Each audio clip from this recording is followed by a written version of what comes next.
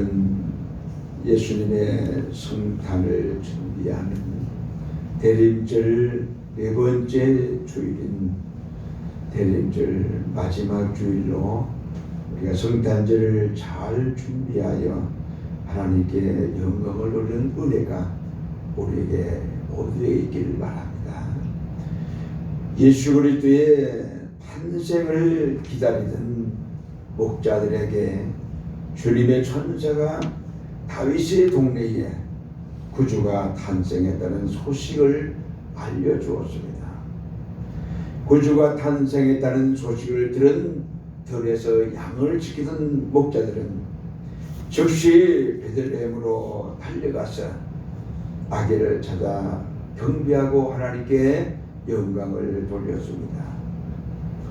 우리 인생의 축복은 우연이 아니라 준비된 사람에게 우연처럼 찾아오게 되는 하나님의 선물이라고 말했습니다. 미국의 유명한 루즈벨트 대통령은 사람이 자신을 위한 기회를 만들 수 있는 경우는 자주 없다. 그러나 기회가 올 때나 준비가 될 때와 같은 조건에서는 사실을 새롭게 만들 수가 있다라고 말했습니다. 그러면서 준비가 기회를 가져다 준다 그랬습니다. 준비하는 사람에게 기회가 주어진다.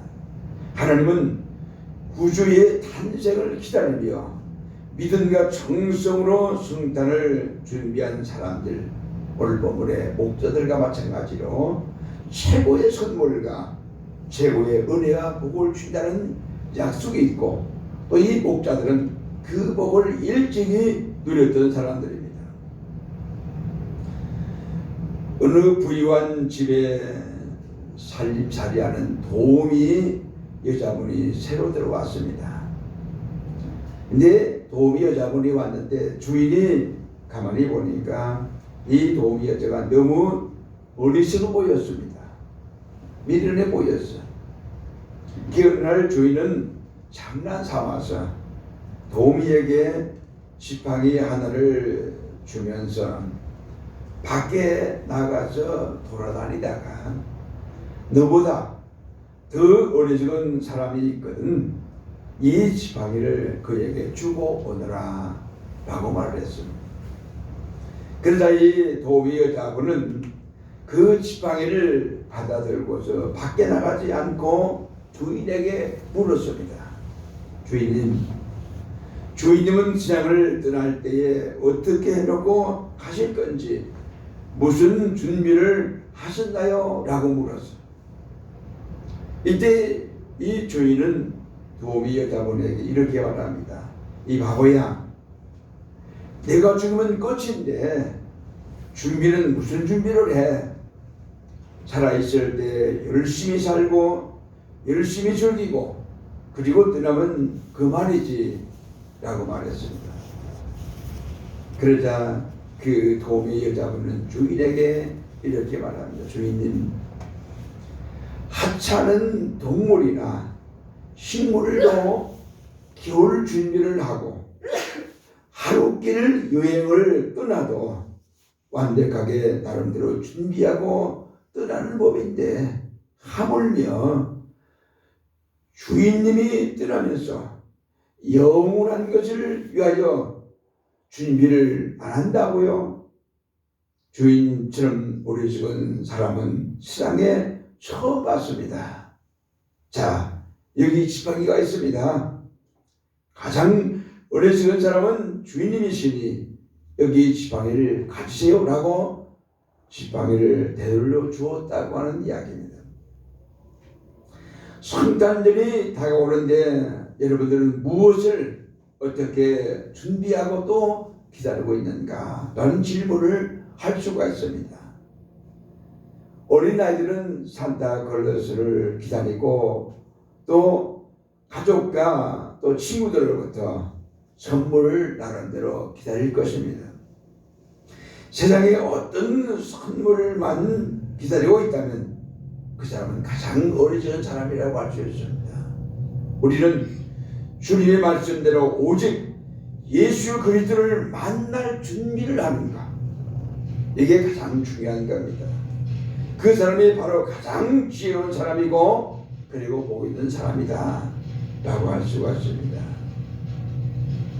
어떤 믿음이 좋은 아주 성숙한 신앙을 가진 여자 집사님이 계셨습니다. 근데 언젠가부터 몸이 이상했습니다. 몸이 뭔가 말을 듣지 않고 시끄럽하고 뭔가 괴로웠어요. 그 병원에 가서 종합 검사를 받았어요.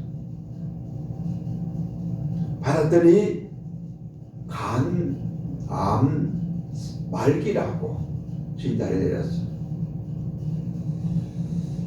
그러면서 의사 선생님이 하는 말이 2달 정도밖에 남지 않았습니다 라고 사형 선고를 내린 거예요.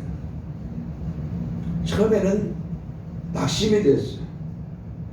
낙심을 하다가 2달을 어떻게 살까 곰곰이 생각하다가 먼저 자기가 가지고 있는 재산을 나름대로 다 정리를 했어요. 그리고 하늘 앞에 헌신해야지 라고 하면서도 한 번도 제대로 하나님 앞에 예물을 드려본 적이 없다는 걸 생각하고 그 재산의 일부를 하나님께 드렸어요. 또한 선교사가 되겠다고 했는데 결혼 후 바쁘다가 핑계로 또 바쁘게 살다 보니까 그 다짐을 잃어버린 거예요.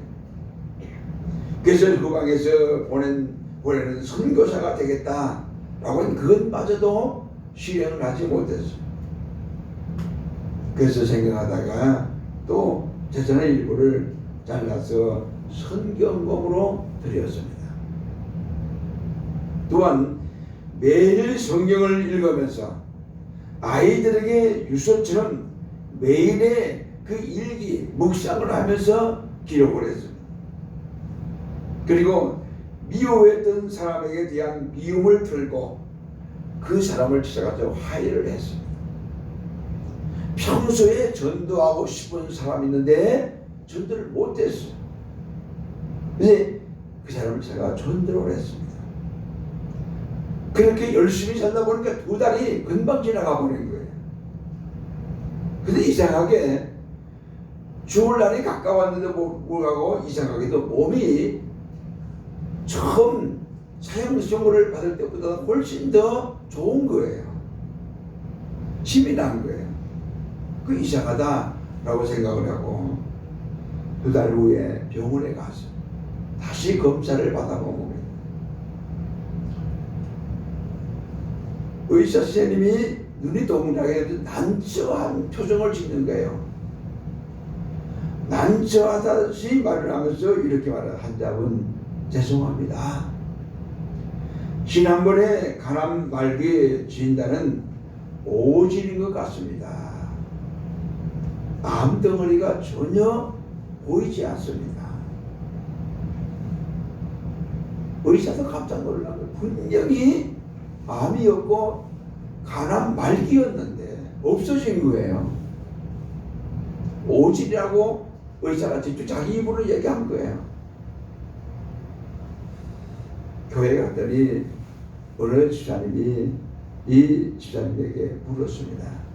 집사님, 오진으로 교회와 선교비를 위해서 돈을 많이 썼는데 억울하지 않느냐고 물었어요. 그랬더니 집사님, 아닙니다. 저에게는 지난 2달처럼 보람이 있고 행복했던 때는 없었습니다. 앞으로도 그렇게 살고 싶습니다. 라고 했습니다.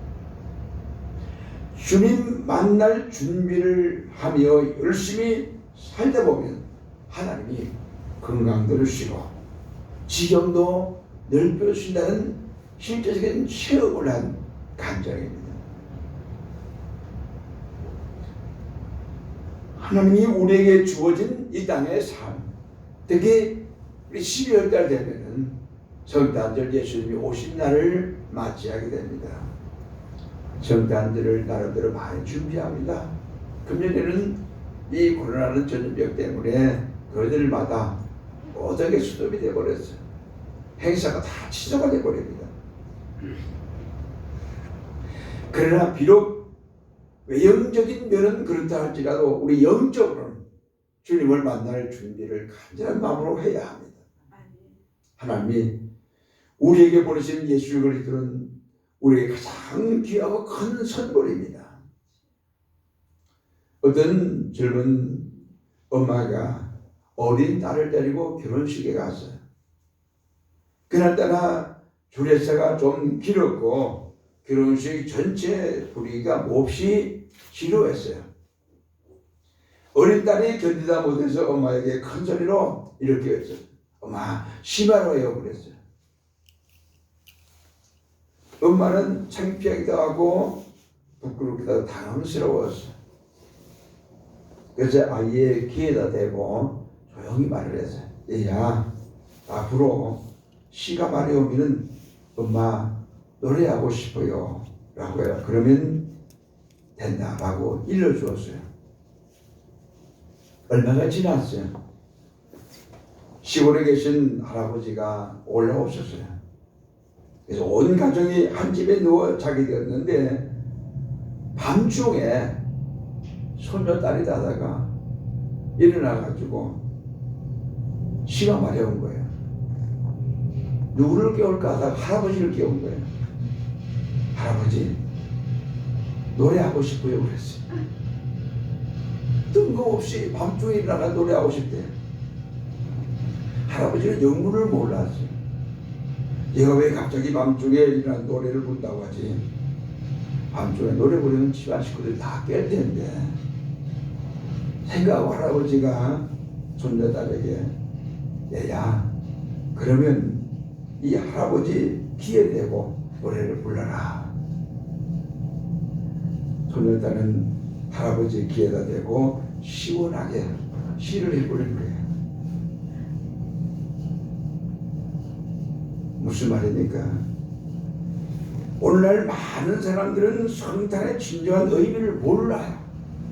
모르기 때문에 실수하고 모르기 때문에 어려움을 당해요.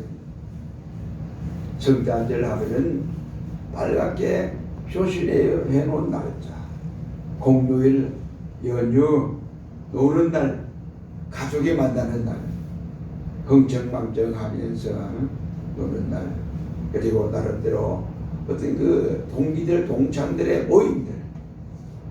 성탄절의 진정한 의미가 뭘까? 한마디로 말하면은 하나님이 인간의 몸을 입고 이 땅에 오신 날이 성탄절입니다. 하나님이 우리와 같은 몸을 입고 하나님 이 땅에 오신 날, 최초의 성탄절 때 많은 사람들이 실수를 했어요. 그래서 베들레헴의 여간 주인은 하늘의 왕으로 오시는 그분을 영접할 기회를 놓쳐버린 거예요. 자기 집 마구간에 출생한 그분이 인류를 구원하기 오신 만왕의 왕이신 줄 모르는 거예요. 마구간으로 내몰아버린 겁니다. 그 당시 최고의 권력자 헤롯 왕은 메시아 예수를 바로 알지 못했기 때문에 그를 영접하기는커녕 칼로 그를 죽이려고 했어. 근데 오직 누구만 그 메시아를 만났느냐? 그래서 양을 치는 목자들만이 아기 예수님께 달려가 경배하고 그에게 예배할 수 있었습니다. 사랑하는 성도 여러분, 오늘 우리는 어떤 성탄절을 준비하고 있습니까? 목자들처럼 심적으로 주님을 경배하고 그를 영접할 수 있는 아름다운 성탄을 준비하는 마음가짐이 무엇보다 우리에게 필요한 줄로 믿습니다. 오늘 본문에 우리에게 약속하신 말씀이 있습니다. 자, 따라하시겠습니다. 하나님께서 구주 예수 그리스도를 세상에 보내셨다는 사실을 믿자. 오늘 본문의 말씀은 목자들이 천사가 가르쳐준 대로 베들레헴으로 찾아가 아기 예수님의 탄생을 축하하는 이야기입니다. 당시 목자들은 사회적으로 매우 천대받던 직업이었어요. 좀 더 심하게 말하면은 유대인들은 그 재판을 받을 때 정인을 세웁니다. 성경에도 두세 정인을 세워서 이 사람의 죄가 없다 있다고 판단하라. 한 사람으로 하지 말라고 그랬어요. 근데 그 정인으로 서는 사람이 목자면 안 된다고 그랬어요. 정인의 자격이 없다고 그랬어요. 그만큼 목자는 천대받던 사람들입니다. 근데 그들은 주의 오심을 기다리며 자기들에게 맡겨진 양들을 지는 일을 충실하게 감당을 했어요. 밤중에도 양을 지키고 있었거든요. 하나님께서 전대받던 목자들을 선택하신 이유는 구주 예수 그리스도의 오심을 믿음으로 기다리고 있었기 때문입니다. 하나님은 구주의 오심을 믿음으로 기다리면 빈부귀천을 따지지 않으시고 누구에게나 그를 만나게 하신 줄 믿습니다. 천사는 목자들에게 구주에 대해서 세 가지 신분을 이야기했습니다.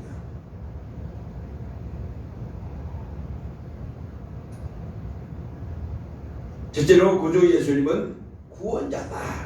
구원자다. 우리를 구원하시는 분이다. 오늘 보면 구원자는 말. 두 번째로는 그리스도 즉 하나님의 아들이다라고 전문합니다. 세 번째는 주 예수님은 모든 사람의 주인이다 라고 천사가 일러줍니다. 구원자, 하나님의 아들, 주인, 이 세 가지를 목자들에게 알려줍니다. 아모스 4장 11절에 이스라엘아 내가 이와 같이 내게 행하리라. 이스라엘아 내 하나님 만나기를 준비하라 그랬어. 마태복음 1장 18절에 예수의 나심은 그의 어머니 마리아가 요셉과 동거하기 전에 성령으로 잉태된 것이 나타났더니라고 했습니다. 마태복음 2장 11절에 동방권사들이 엎드려 아기께 경배하고 보비암을 열어 황금과 유향과 모략을 예물로 드리리라 라고 했습니다. 우리들도 죄의 문제로 고생하던 우리를 구원하려고 오신 하나님께서 예수님을 세상에 보내셨다는 사실을 의심하지 않고 믿는 믿음이 우리에게 있어야 할 줄로 믿습니다. 벌을 겠습니다.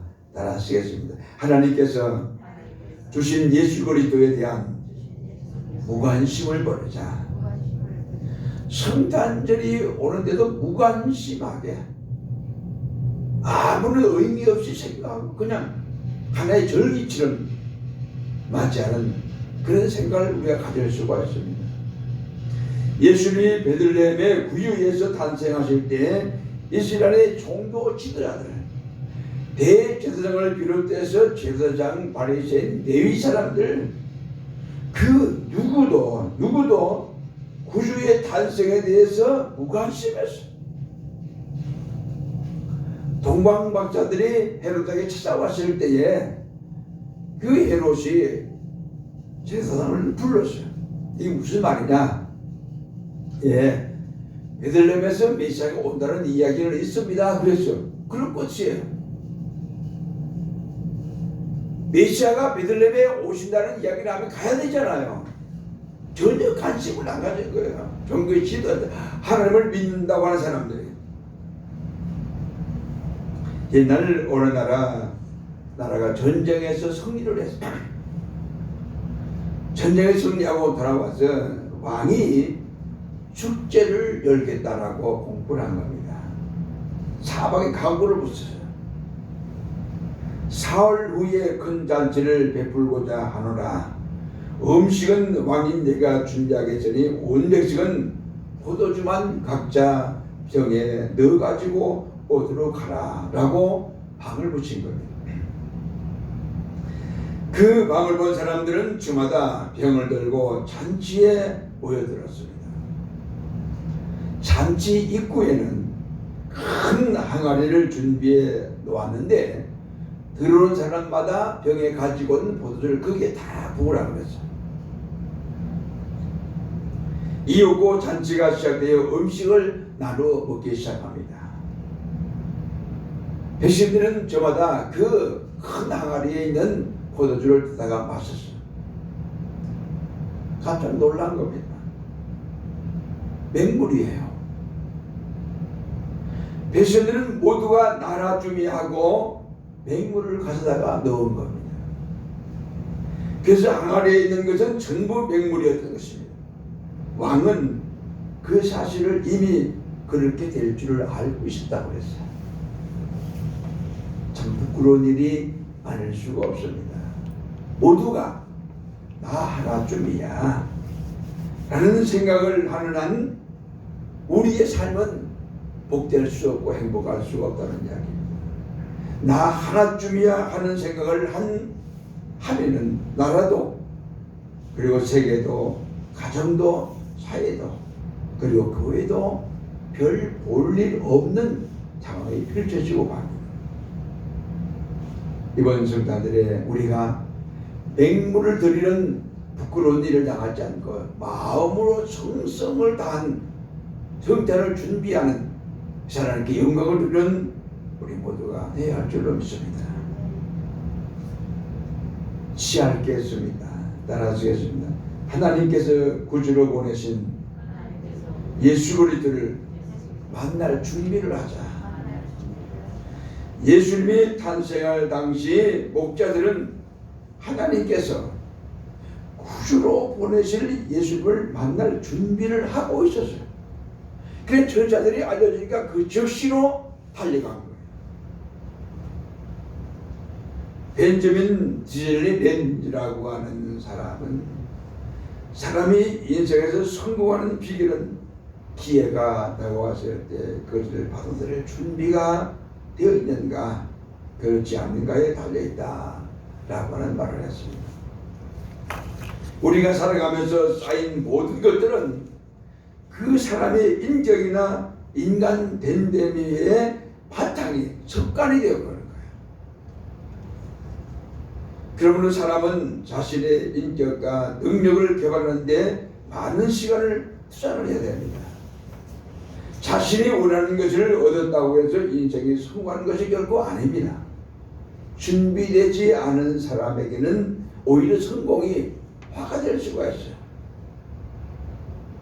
신문에 또 방송에 가끔 보도되는 이야기들이 있습니다. 사회문에 있는데 복권에 당첨된 대부분의 사람들, 우리나라는 복권의 그 규모가 좀 약합니다. 그러나 미국이라는 나라는 복권에 당첨하면 수백억씩 돼요. 근데 그렇게 많은 액수에 당첨이 돼서 복권을 그 돈을 받습니다. 근데 그런 사람들 대부분 거의 100이면 99명은 몇 년 가지 안에서 그 돈이 다 날리고 인생을 파산으로 몰고 가는 그런 사람들을 많이 봅니다. 왜 그러냐? 돈이 많이 들어오면 그 돈을 어떻게 할 줄 방법을 모르는 거예요. 쉽게 말하면 백만장자에 걸맞는 사고방식에 대한 준비가 안 돼 있다는 이야기예요. 여러분, 의사들이 봉급을 많이 받아요. 전문의 과장이 되면은 최소한도 1,000만 원, 20만 원 이상 받습니다. 포항에서 설립병원이라고 있어요. 기독교 병원인데 그 장로님이 6.25 때 세운 병원이에요. 근데 포항에 그 노예, 우리 통합적 노예 안에 목사님들은 입원을 했든 치료받든 100% 무료였어요. 가족은 50%. 그리고 다른 교파 목사님들은 50%. 근데 병원이 자꾸 어려움을 당했어요. 노조를 하고 그러다 보니까 어려움 당해서 지금 굉장히 힘든 그런 그 병원이 되고 말았는데요. 그 병원에 그 의사들, 전문 의사들, 그게 80년대였죠. 80년대, 90년대. 전문의에서 기본적으로 그 전문의 과장이 되면 1,500만 원, 2천만 원 받는다고 그랬어요. 다들 깜짝깜짝 놀랐어요. 근데 이런 보세요.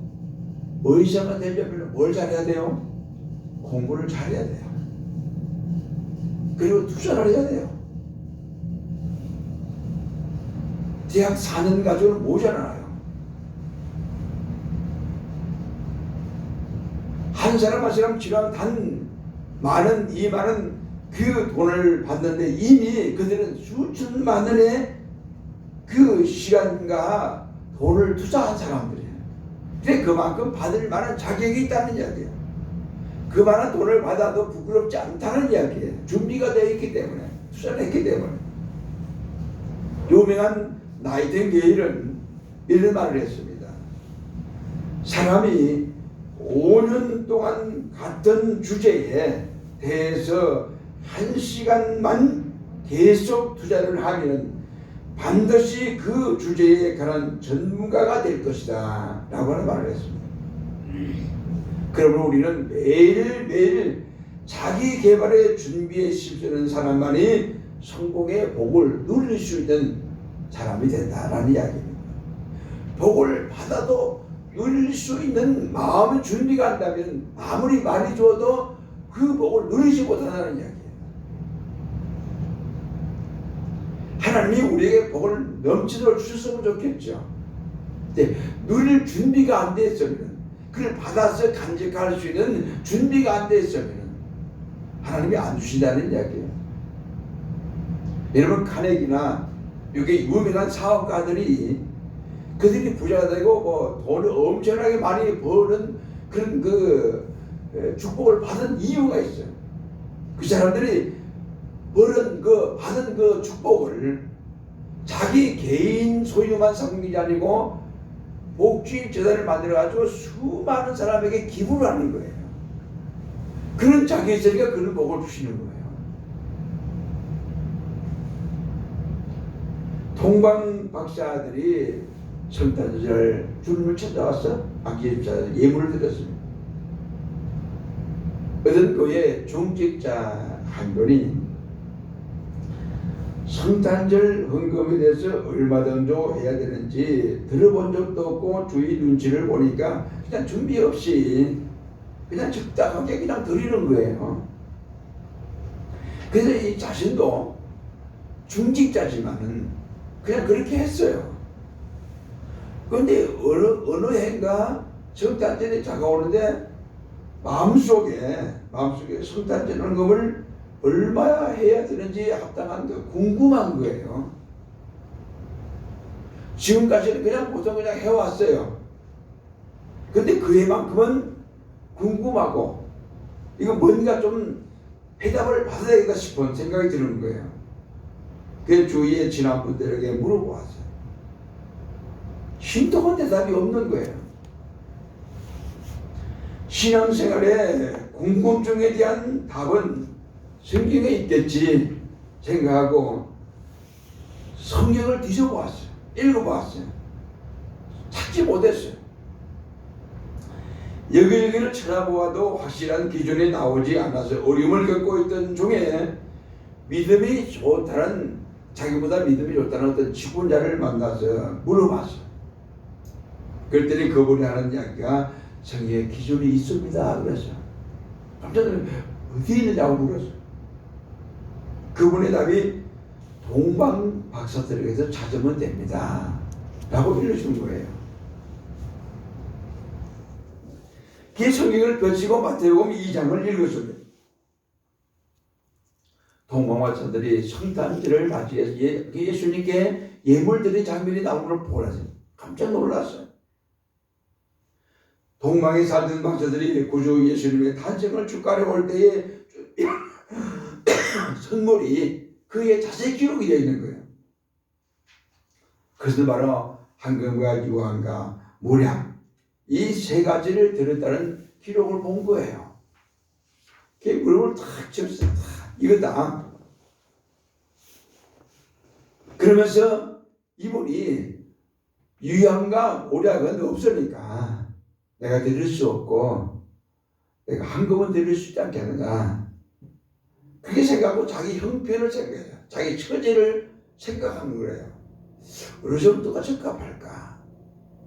기도하면서 곰곰이 생각하다 보니까 우리 형편에 맞게 금 한 돈을 드리면 되겠다라고 판단을 한 거예요. 금 한 돈을 하나님께 성탄 예물로 드린 거예요. 마음이 얼마나 기쁜지 모르겠어요. 뭐 감사하고 그런 거예요. 막. 그리고 성탄절에 금 한 돈을 드린 이후에 가정의 근심 걱정이 없어지는 거예요. 어려움도 없어지는 거예요. 그의 가정에 모든 일이 잘 풀리고 은혜로운 삶을 사는 감사가 넘치는 가정으로 자꾸 변화가 되어지는 거예요. 그리고 그동안 해결되지 않았던 두 자녀가 있는데 이 자녀들 생각지도 않은 좋은 직장의 취직이 또 되는 거예요. 이분이 깜짝 놀란 거예요. 성탄절 날 하나님 앞에 예물을 드리는 게 이만큼 중요하구나 깨달은 거예요.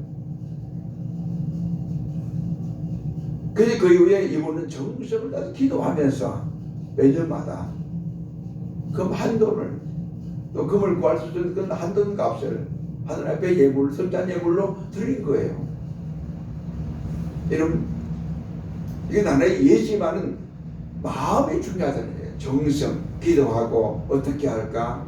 성탄 예물을 어떻게 드릴까?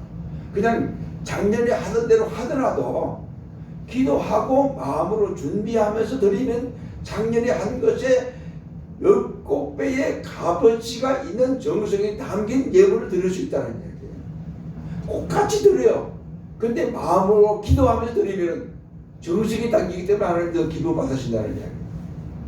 그게 바로 성경이 가르쳐준 정성입니다. 믿음을 가지고 하나님께서 성탄에 보내주시는 구주 예수님을 맞이할 준비한다는 거. 이 목자들이 준비를 했어요. 동방박사들도 유대인 나라의 왕으로 나실 이에 대한 연구를 하고 준비하고 있었잖아요. 그러니까 별이 뜨니까 그 별을 보고 찾아온 거잖아요. 목자들도 준비하고 있다가 찾아온 거예요. 그러면 하나님께서 약속하신 대로 예수 우리들을 만나는 은혜와 복을 우리에게 주실 줄로 믿습니다. 양을 치던 목자들은 전대받고 멸치받은 그들이지만 구주를 만날 준비를 하다가 성탄절에 구주를 만나는